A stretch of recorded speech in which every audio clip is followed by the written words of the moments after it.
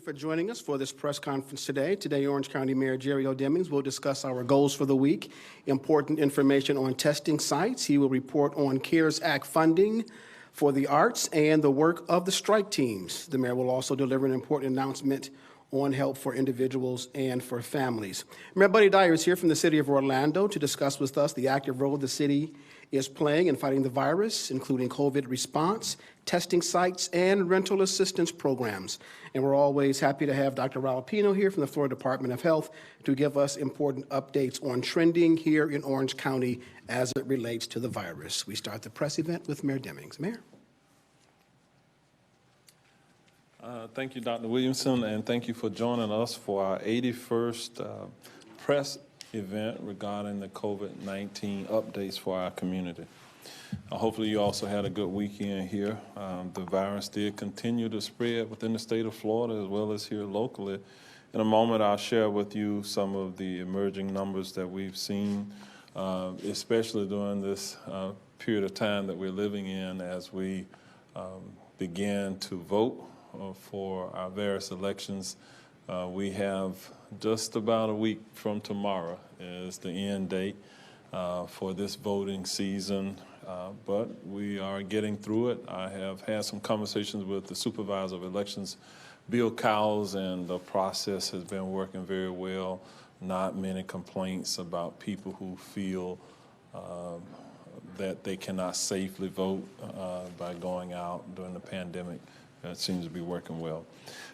We will continue to share with you each week what our goals are for the week, and I'll do that today. First, we will continue to offer free COVID-19 testing through the Orange County Health Services in addition to the state testing sites. We will continue to offer crisis assistance to individuals, families, landlords, and businesses. I'll share with you the numbers and what we're doing here.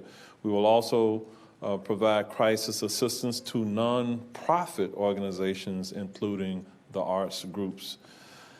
As for the total number of COVID-19 cases in Orange County, there are now a reported 45,242 different cases to date. That is an increase of 208 cases since yesterday.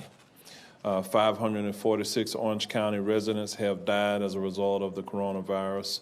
That is an increase of 14 reported deaths since our last briefing on Thursday of last week. While we still continue to see deaths in our community, it really reminds us all about just how important it is that the virus can be deadly. We continue to recognize that the deaths of our county residents affect all of us, and certainly our hearts go out to the families who have lost a loved one. Our 2-week positivity average has slightly decreased from 5.6% on Thursday of last week to today. Dr. Pino tells me that the Department of Health says that it is 5.4%. That's the 14-day average. Dr. Pino is here and will share additional numbers with you. Orange County Health Services will offer free COVID-19 testing this week at Barnett Park. If you're looking for free testing, you can go out on Wednesday and Thursday between the hours of 8 a.m. to 1 p.m. You can schedule appointments by going to ocfl.net/Barnett Park, and you can schedule your appointments. The results are generally available within 48 hours. You can, again, go to our website at ocfl.net/testing and click on number 1 on the testing map for details about Barnett Park. This past Saturday, October the 24th, our grant portal opened up again to offer $1,000 relief grants to individuals and families impacted by COVID-19. We told you that the portal will open to 15,000 people between the hours of 8 a.m. and 4:15 p.m. We have 15,000 people access the portal. Of that 15,000, a total of 8,714 applications were submitted and completed. This was the longest period of time that our portal was able to stay open since we have opened our portals up for the community. We do plan on opening the Cares for Individuals and Families portal again sometime in the very near future. We will announce the date perhaps later this week. We also thank the media for helping us to get the word out about the portal being open. Our eviction diversion program is still available to qualified landlords and tenants. We have roughly $12 million available.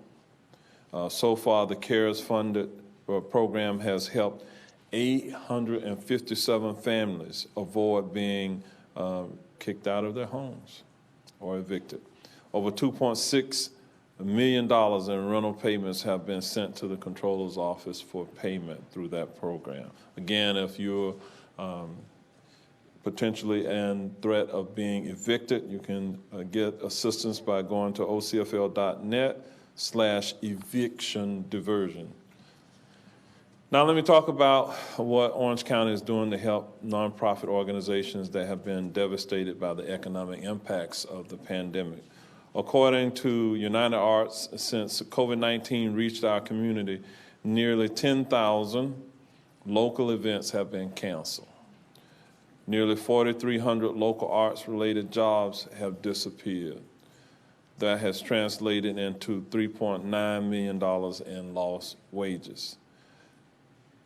We've allocated $5 million in CARES Act monies to help arts groups recoup monies they had to spend for such things as personal protective equipment, coronavirus testing, distance barriers, and signage. The grant monies will be distributed through United Arts.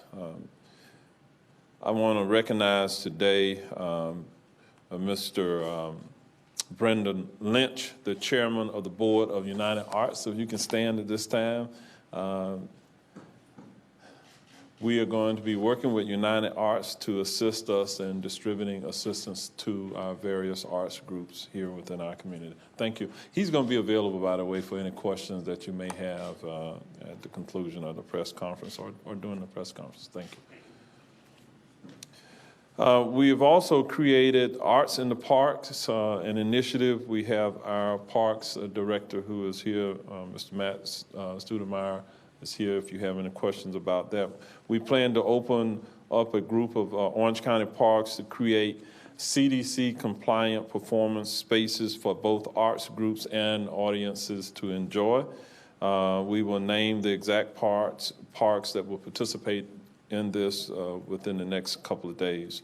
We're very excited, however, to use our existing parks as a performance venue that our community's talented artists can entertain the public once again. Of course, these are outdoor venues, so it lends itself fairly well to being able to offer these opportunities.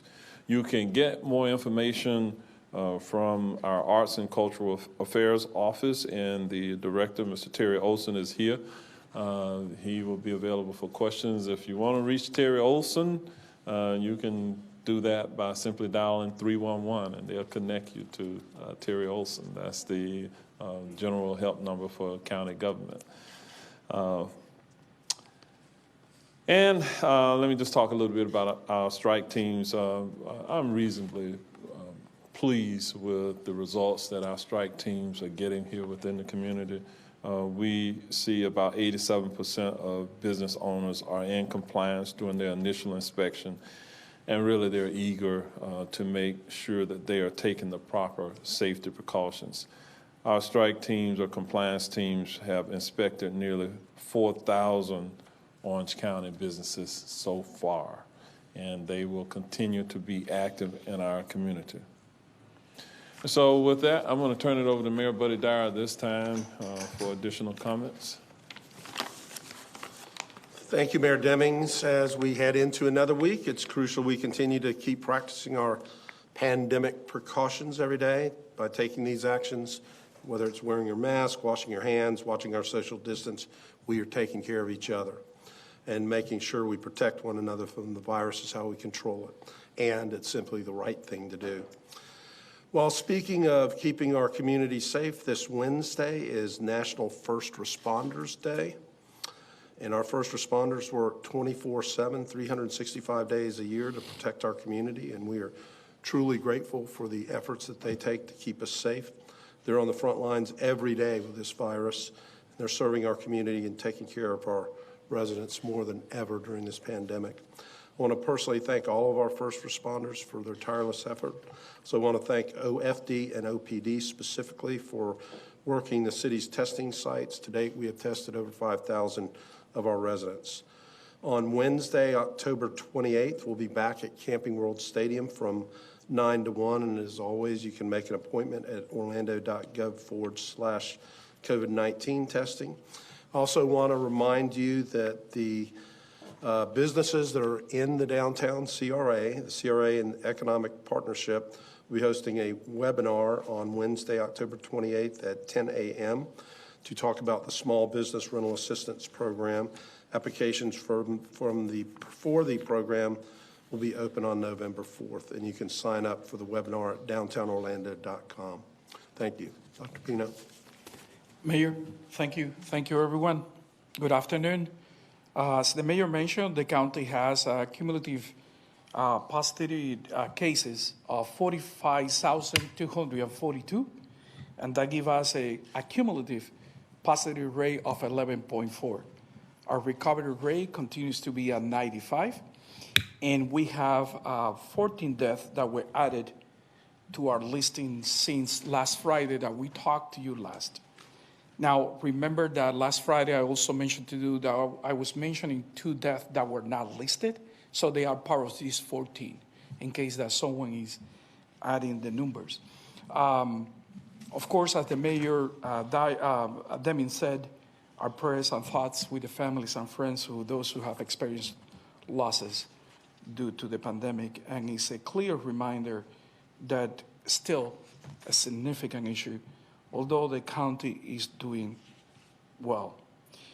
Those deaths were all from July to October, and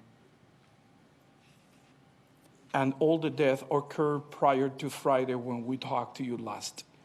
68 to 98 years old, the range, 7 female, 5 male, 1 Asian, 1 black, 2 other, 6 white, 2 Hispanic, 9 non-Hispanic, 1 of unknown ethnicity. Yesterday, we received 208 new positive cases with a median age of 32. Most of the cases continue to be, 48% of the cases continue to be between 15 and 34 years old. We received also 3,448 negative tests, and they gave us a positive rate of 5.6%. Now, this is also, yesterday was the first day of this week, and this is week 44 in the pandemic, in the year, and in the pandemic. And last week, we experienced a negative growth of 3%, and our positive weekly rate also decreased. From the prior week was 5.2, last week was 5.1. I wanted to explain just a little bit. Although our positive rate continued to decrease, we are a little bit observant that the number of cases are increasing. Now, the positive rate is a correlation between positive cases and negative cases, and it's a good thing to watch because it gives you an indication how the pandemic is in the community. But the number of daily cases are also the numbers that we have to track and trace. And they are right in the line where we may not be able to complete those cases daily if they continue to increase with the workforce that we have. So that's why we are insisting that we need to keep this pandemic down so that we don't get in this vicious cycle that we got before, where we get more cases and we cannot complete, and then we get more cases and trace investigation gets delayed. So it is important to continue to observe those CDC protective measures that are in place. And I voted for the first time in Florida last Saturday. It was a wonderful experience. It was fast, it was clean, it was well done, and all the CDC guidelines were observed. And if everyone is doing as well as the place where I bought Lafayette Trail Library area, we will be safe. So encouraging everyone to vote. Thank you. Mayor? Hey, thank you, Dr. Pino, and Mayor Dyer did remind me about First Responder Day as well. And I would be remiss if I didn't also recognize those first responders in unincorporated Orange County, the Orange County Fire Rescue Department, the Orange County Sheriff's Office, as well as all of those men and women who serve as first responders and even those who serve on the front line during this pandemic. So we recognize them. Just for today, if I see some Spanish-speaking media here, if you have any questions in Spanish, Dr. Pino is fluent. We also have Ms. Ilia Torres, who is very capable of translating for me. And we have two of our Spanish-speaking commissioners, Commissioner Uribe and Commissioner Gomez-Cordero, who are here. I always save the tough questions for them. So that's why they're here in the room. And we have other representatives here from Orange County who can answer the myriad of questions that you all may have. And we'll open it up at this time. I'm not sure where the microphone is in the room. Okay, there we are. And we have, as always, we'll begin with Ms. Lauren Seabrook from Channel 9. right, you got Dr. it. Pino, come on up. This is making it easy on me today. Dr. Pino, this is kind of a two-part question. I wondered if you had any update for us on kind of how hospitalizations are going, and then also what your office is seeing, if you could give us perspective on where we're at with deaths. I think it's gotten to be a little confusing for people because so many deaths are old, and I know the state said last week they were going to be doing a more rigorous investigation into deaths. So what's your perspective on that? So I celebrated her dress before the conference, but it didn't work. I got the question anyway. So with regard to the death, the state has revised the processes and with the hope that it can go a lot faster, and it seems that it's improving. All the deaths reported this week are within 30 days. Now, there is still a lot of days, and there are some improvement to be made in the process, I'm pretty sure. But also people have to have a little bit of patience in the sense that you want every death that is certified to be due to COVID-19 to really be that case. What you don't want is to be adding and subtracting all the time, because it gives people the feeling that something else is happening. So I think the process is going to improve the reporting, and at least that's the intention, and we have seen some initial signs of it. And what is happening is also they link the systems, the birth registry and death registry, to the Merlin operations. That's the system that is used for infectious disease tracking. And so those systems are going to talk to each other and be able to analyze the data a lot faster. So that's happening. With regard to what is the significance of the number of deaths, how it's going, or what is the case in that case? So we have the ability to analyze death rates, and then the U.S. press, I don't have that data with me right now, but I will bring it for Friday. We will run an analysis on death rates and put it up.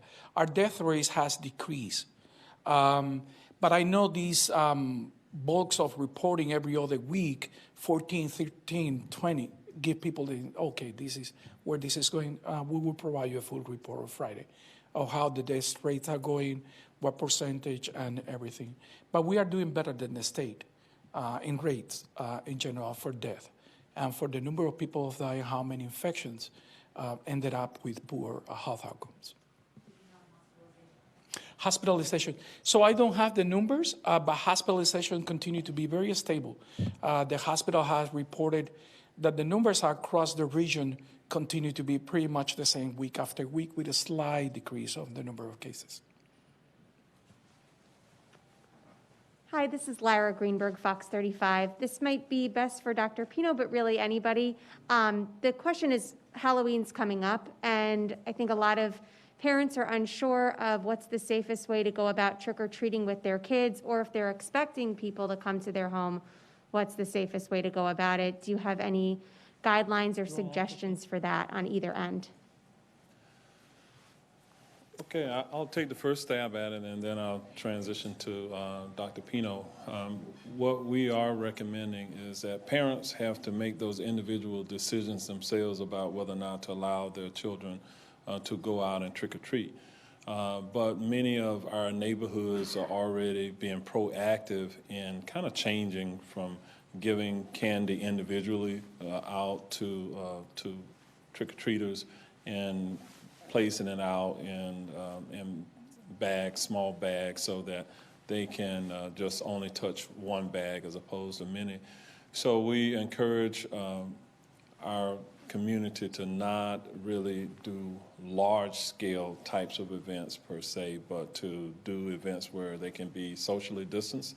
Many of our theme parks have special events, and they have an abundance of protocols already in place to try to keep their patrons as safe as possible.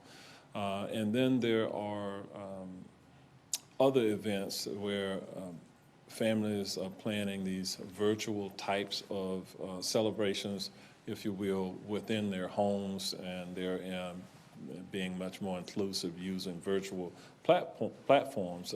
Certainly look to do some of that as well.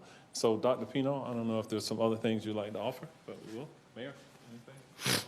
So the state has not given us a specific guidance with regard to a concerted effort on Halloween and how to approach it.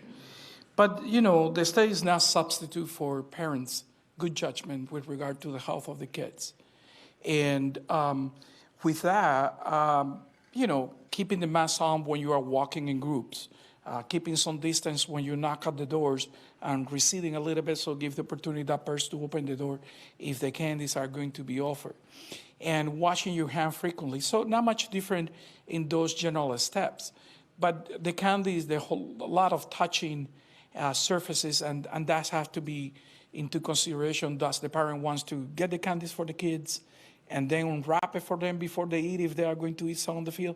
So there are a few steps the parent can take to maximize protection in those cases without any state guidance. And Doc, can you touch on the mask, the Halloween mask, Yeah, I think, you know, part of the Halloween, especially for the kids, or at least for mice when we're little, and it's the whole costume thing.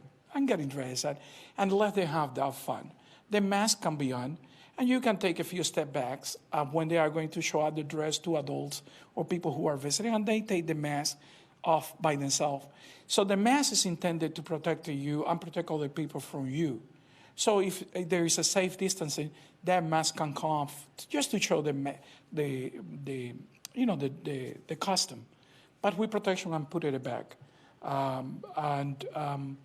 Especially, you know, washing your hands and watch this, because that could be the issue.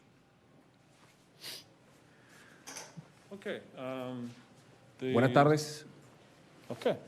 There it is over Buenas tardes por acá, Félix Pirela de Telemundo. Doctor Pino, básicamente tiene que ver con la anterior pregunta, pero en español, su principal preocupación durante esta semana, que hay muchos movimientos familiares por el Halloween, al mismo tiempo también hay mucho movimiento en una semana electoral de concentraciones políticas, a la gente que va a votar. ¿Cuál es su principal preocupación y las recomendaciones que nos da a nuestra gente? Con respecto a la votación, yo voté el sábado y fue muy eficiente, muy rápido, solamente me tomó 45 minutos. Y aunque 45 minutos parece mucho tiempo, cuando estás en la línea y estás conversando y interactuando con la gente, se va muy rápido. Lo que le aconsejo a nuestra gente es que lleven agua y que lleven algunas snacks si necesitan, porque personas que son diabéticos, personas que son mayores, o si llevan los niños contigo. Pero fue muy seguro, todas las medidas estaban tomadas, había distanciamiento social, me pude lavar las manos, votar con seguridad y sin poner en riesgo a nadie. Con respecto a los caramelos en el Día de las Brujas, Halloween, la recomendación se mantienen las mismas, mantener las máscaras el mayor parte del tiempo posible, especialmente si no estás solo. Y para los niños que les gusta mostrar el disfraz que tienen, pues es importante dejarlo que se quiten la máscara, pero alejarnos más de 6 pies de las personas a las cuales les están enseñando los disfraces. Y lavarse las manos frecuentemente. No hay recomendaciones específicas del Estado, pero el sentido común de los padres es el que debe predominar. Y sobre todo no dejar que los niños estén tocando muchos caramelos. Y si van a comer en la calle, si quieren comer algún caramelo, pues que alguien lo abra y sin tocar el caramelo se lo den al niño o la niña después que se laven las manos o usen hand sanitizer. Gracias. That was a lot. It's basically what I said before.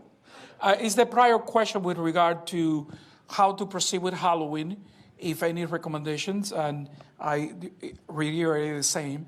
And the question also was with regard to early voting, and I recommended that people could vote. I did it. It was safe. It was very secure. And also I recommended in this case that for elderly people, they may want to bring water or some snacks. The lines are about 45 minutes to an hour. It goes fast, but people should be protected because some of them could be exposed to the sun. Okay, I see the mic over here, and then Amanda will come over there to you after that. Okay. This is Steve Hudak from the Sentinel. Sorry, Amanda. This is for the arts guys here, if that's all right. All right. I mean, hearing the Question is numbers. for the arts folks, so Yeah. Sorry, Terry. Took my seat come on up, earlier. Mr. Brin. I'm hearing the numbers about the number of local events that were canceled, and the number of jobs lost, and the amount in wages lost. Perhaps you guys could put in perspective what's going on with these arts organizations. Can they survive? I mean, how much longer can they survive this kind of disaster that's befallen us? Thanks for that question. I think what we know is that the arts groups are creative and that they have figured out many ways over the last 7 or 8 months to change what they've done over the last decades prior to that to both bring in a new financial stream through virtual performances and the like, and have also had to adapt to the new social distancing guidelines and have new performances that are more seated like we are in this room today. The question of survival is one that, quite frankly, the county has done an incredible job in supporting the arts. This started last year when they allowed for additional funding, and through our collaborative campaign had a $500,000 matching grant. Those dollars were paid this year during the pandemic. We didn't know that at the time, how important that would be, but that survival line was key to all of our groups, all these nonprofit organizations in the arts and cultural world in Orange County being able to survive through today. And now we're seeing additional opportunities for money through the CARES Act, through reimbursement of PPP funds spent that will enable those organizations to continue to survive. Obviously, from a United Arts perspective, and as chair of that board, our whole goal is to provide money for the survival of these groups through the end of this year, through 2021 and on. And thus far, we're seeing these groups, again, be creative, be strong, be smart about the dollars they have. And we are, while nervous about the next few months and what they will bring, we are confident in the leadership we have in this community for their survival. If I can add, although we've been doing a lot for the arts organizations, what's even as devastating are for those individuals who are especially gig workers. They work at this organization, that organization, so they're not necessarily eligible for the same unemployment kind of things. This $5 million for CARES, reopening of our arts facilities, will help with that by allowing those organizations to start doing things where they can employ those people again. So there have been some programs for our arts organizations to keep going, and certainly they don't hire those people when they don't have a production for them to do. But it's also of a concern for those individuals that they can survive as well. Now, there's a number of programs in our community. Our arts folks have stepped up, and there's a couple times a week when performing artists can get free meals. There's different programs that some individuals have been doing as well. Amanda Dukes from West 2 News. You had said that the strike teams, Mayor, were going to start visiting the theme parks. Can you comment on whether or not there have been any visits to Disney, Universal, SeaWorld? And just to give a little background to my question, this weekend a bit of a firestorm was ignited on social media when country music star Jason Aldean posted photos of his whole family at Disney with no masks. So just curious to know if the strike teams have been there, if they've found that all the CDC guidelines are being strictly enforced. The short answer is yes. They have been visiting theme parks at various times unannounced. Mr. Tim Boldick has been leading the team. Tim, come on up. And he can tell you more about what he finds when they're out. And remember, when they go, these are unannounced visits, so we don't call them up in advance and say, we're coming today. And by and large, they have found them to be compliant. It does not mean that there are not moments, however, when they're open to the public that there may not be some apparent contradictions with CDC guidelines. So, Tim? Yeah, we've. I think what happened when we decided to kind of revisit the theme parks was, the governor's order came out. I think there was some confusion with regard to following their reopening plans and so forth. So we just wanted to make sure that we would follow back up. The county still has their mask mandate. We want to make sure that they're still following those guidelines, and also just make sure that they're also following the CDC guidelines and protocols with the hand sanitizations and just making sure that they're following as many of those protocols as possible that keeps it safe. We all want to make sure that the businesses stay open. I'm sure Mayor Dyer and Mayor Demings both would like to see businesses thriving, and that's what we're out there to do, to help encourage and educate as best we can to help keep those businesses going. This next question was texted in from a producer from WFTV for Mayor Dyer. Mayor Dyer, is the city concerned about people congregating at the bars and on Orange Avenue on Halloween this Saturday? And will the city do anything to monitor COVID-19 precautions or set up any extra measures? So we're going to allow alcohol on the streets in some designated areas. I don't know exactly remember the exact area, but in the highly concentrated areas so that people don't have to congregate in the bars. There's more open space available for people to be out in the street and be able to socially distance. And yeah, we're concerned. Thank you. These next two questions are directed for you, Scott Howitt, with OCPS. This one comes from Eric Sandoval with WKMG. Scott, today, Education Secretary Cochran said that the state is working with school districts to keep the option of virtual learning on the table after the first of the year. Is OCPS and the district looking at this as an option? What is the status of virtual learning moving forward, and would it be funded? So it's a great question. It's something that we're clearly anticipating an answer to sometime in November. We're thinking that we'll know whether the emergency order will be extended by the commissioner. I think his statements about that would indicate that we're going to hear something sooner rather than later. And certainly with more than 50% of our students in launch ed at home, remote learning, we want to be prepared if things change and they need to come back face to face in January. Sierra Putnam with WFTV had similar questions. Like you said, with the 50% of Orange County students still learning launch ed at home, and it's being used as a pivot option, what's OCPS's plan in the spring if they don't extend the exemption? So certainly providing some additional options through Orange County Virtual School would be a possibility. We've expanded significantly the offerings within Orange County Virtual School to this point. So anything we can do to help meet the needs of our parents and students beyond that, we're certainly willing to do. Again, we're waiting on direction from the department and the commissioner to give us guidance on what we can do beyond that, and whether funding will continue for our innovative models, or will we need to look at Orange County Virtual School as an option.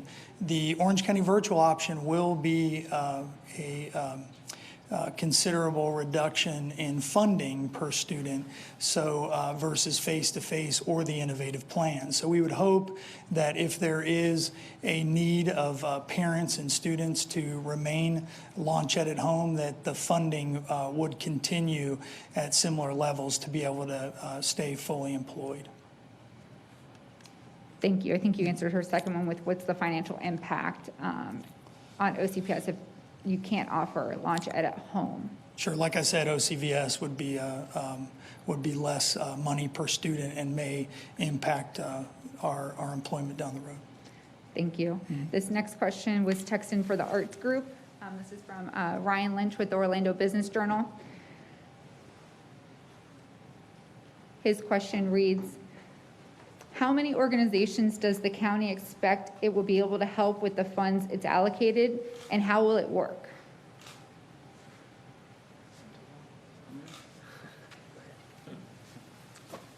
So I'll take that one to start.